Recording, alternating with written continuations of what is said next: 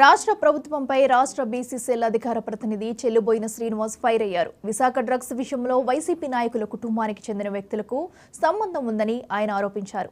ఈ వ్యవహారాన్ని వైసీపీ ప్రభుత్వం పక్క వాళ్ల మీద నెట్టే ప్రయత్నం చేస్తుందన్నారు. ఒక్క ఛాన్స్ అని అధికారంలోకి వచ్చిన జగన్ రాష్ట్రాన్ని గంజాయి వనంగా మార్చారని విమర్శించారు.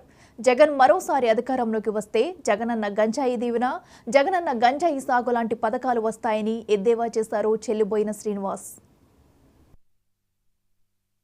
ఈరోజు ఆంధ్ర రాష్ట్రంలో ఒక సంచలనమైనటువంటి విషయం ఒకటి బయటకు వచ్చింది. 25 టన్నుల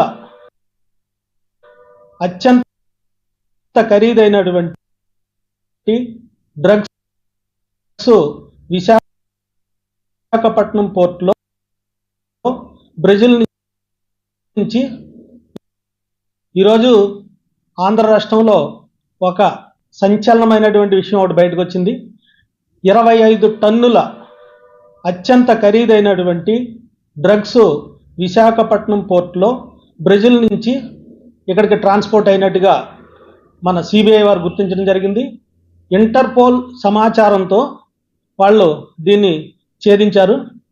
దీనికి సంబంధించి వైకాపా నాయకులు ఎవరైతే నాగులపాడుకు చెందినటువంటి కోనం పూర్ణచంద్రరావు, కోనం కోటయ్య వాళ్ళ యొక్క కుటుంబానికి చెందిన సంజా ఆక్వా కంపెనీకి ఆ కంపెనీ పేరుతో కన్సైన్మెంట్ రావడం జరిగింది. కానీ దాన్ని బుకాయిస్తూ పక్క వాళ్ళ మీద నెట్టే ప్రయత్నం అయితే ఈ రాష్ట్ర ప్రభుత్వంలో ఉన్నటువంటి కొందరు ప్రబుద్ధులు చేస్తున్నారు. అది వాళ్ళు ఆ పార్టీ వాళ్ళని చెప్పి 100% రుజువైంది. అలాగే ఒక్క ఛాన్స్ అని చెప్పి ఈ రాష్ట్రంలో అధికారంలోకి వచ్చినటువంటి జగన్మోహన్ రెడ్డి ఈ రాష్ట్రాన్ని గంజాయి వనంగా మార్చేసినటువంటి పరిస్థితి మనం చూస్తున్నాం. ఈరోజు 28 రాష్ట్రాల్లో ఏ మూలన గంజాయి దొరికినా కూడా దాని మూలాలన్నీ ఆంధ్రప్రదేశ్ నుంచే ఉండటం అనేది చాలా దురదృష్టకరమైనటువంటి విషయం. అలాగే రేపొద్దున్న ఈ వ్యక్తిని కానీ ఇంకొకసారి మనం ఎన్నుకుంటే మరో ఛాన్స్ ఇవ్వండి అని వస్తాడు మీ అందరి దగ్గరికి. ఇంకొకసారి కానీ ఈ వ్యక్తిని ఎన్నుకుంటే మీరు జగనన్న గంజాయి దీవెన, జగనన్న గంజాయి సాగు ఇటువంటి పరిస్థితి మనకు భవిష్యత్తులో తీసుకొస్తాడు కంపల్సరీగా. ఇతను చీకటి వ్యాపారాన్ని, అవినీతిని, అలాగే అక్రమాలని చట్టబద్ధత చేసే ఉద్దేశంతో ఉన్నటువంటి వ్యక్తిగా మనకు అర్థమవుతుంది.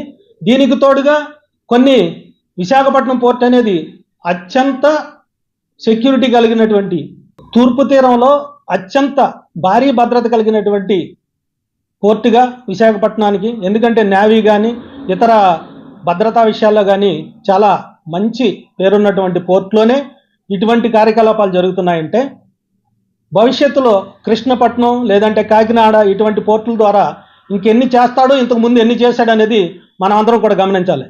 బాంద్రా పోర్టులో లాస్ట్ ఇయర్ 2021లో జరిగినటువంటి ఒక ఇన్సిడెంటు, ఆ కన్సైన్మెంట్ అయితే విజయవాడకు రావడం జరిగింది.